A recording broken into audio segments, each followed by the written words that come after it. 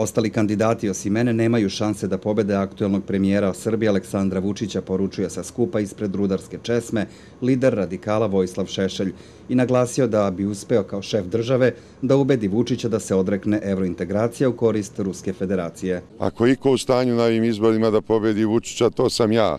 To ne može ni Vuk Jeremić, ni Saša Janković, ni Ludi Radule, ni Preletačević, ni bilo ko drugi. Gospodin Vučić je za Evropsku uniju, vi ste protiv. Kako ćete onda moći da sarađujete? Pa ja mislim da bih ja uspeo da njega ubedim da krene u pravcu integracije sa Rusijom, ako ne, na sljedećim parlamentarnim izborima on bi izgubio vlast.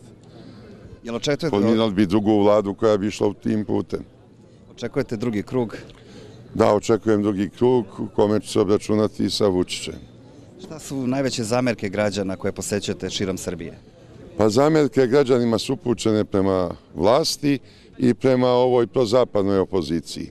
Ja nijednu zamerku još nisam čuo o srpskim radikalima. Gde god sam bio, bilo je mnogo sveta, ni jedan zvižduk, ni jedan protest, ni jedno negodovanje.